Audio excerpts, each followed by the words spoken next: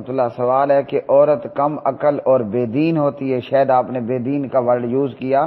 بے دین کے الفاظ نہیں ہیں، کم دین کے الفاظ ضرور ہیں.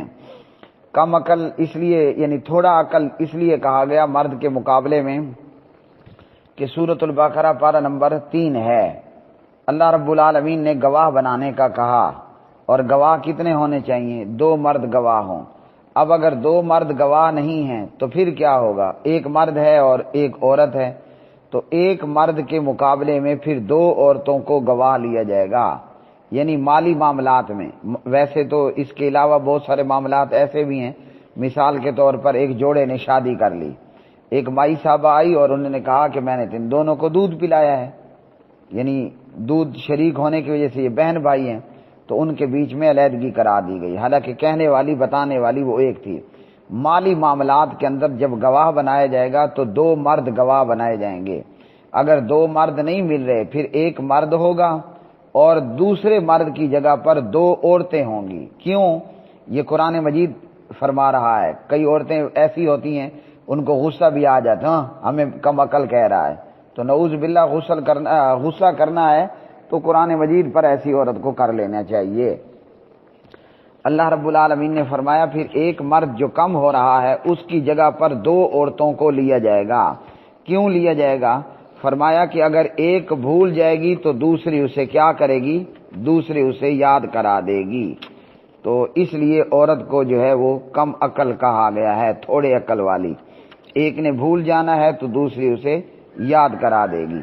اسی طرح کم دین ہونے کے حوالے سے یہ ہے کہ جناب اب رمضان کا مہینہ ہے، ٹھیک، اور عورت کو آ گیا حیض، تو کیا ہوگا؟ یا رمضان کے علاوہ بھی سال کے 12 مہینوں کے اندر ایک عورت کو اگر کم از کم 5 دن بھی حیض آئے، ویسے ہر ایک کی اپنی اپنی مدت ہے طبیعت اور ٹمپریچر مطابق، تو جب حیض کے دنوں میں جو نمازیں ہیں وہ آپ لوگ پڑھتی ہیں کہ چھٹی 5 دن 7 دن، اور فقہائے کرام نے جو ہے وہ زیادہ سے زیادہ حیض کی جو مدت متعین کی ہے وہ کون سی ہے؟ وہ 15 ڈیز ہے، 15 دن ہے. تو 15 دن یا 5 دن یا 10 دن کی نمازوں کی چھٹی ہوتی ہے نا، اور نماز کیا ہے؟ دین کا ستون ہے. سبحان اللہ. تو اس وجہ سے عورت کو کہا گیا کم دین، یعنی وہ نمازیں جو حیض کے بیچ میں آ جائیں وہ عورت نہیں پڑھتی، موقع پر بھی نہیں پڑھتی اور بعد کے لیے بھی معاف ہے.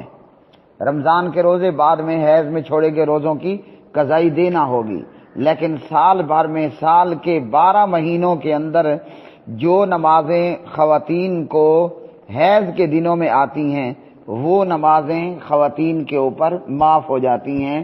تو یوں یہ کم عقل اور کم دین ہوئیں. اچھا جی، گواہی کے حوالے سے آپ کو میں نے بتا دیا. اب اللہ سبحانہ و تعالیٰ فرماتے ہیں کہ فَإِن لَّمْ يَكُونَا رَجُلَيْنِ، اگر 2 مرد گواہی میں نہیں ہیں تو فرجل، ایک مرد، وامرأتان، اور دوسرے مرد کی جگہ پر 2 عورتوں کو گواہ بنایا جائے گا. کیوں بنایا جائے گا؟ فرمایا ان تضل احداہما فتذکر احداہما الاخری، 2 گواہ عورتوں میں سے اگر ایک کو چوک ہوئی، بھول ہوئی، تو دوسری اسے یاد کرا دے گی. تو اس آیت نے ہمیں بتایا کہ عورت کم عقل ہے، تھوڑا عقل ہے عورت میں، اور اسی طرح جو ہے وہ عورت کم دین ہے کہ سال بھر میں جتنی نمازیں اس کی حیض کے دنوں میں آتی ہیں وہ نمازوں کی چھٹی، نہ ان کی بعد میں قضائی دینی ہے.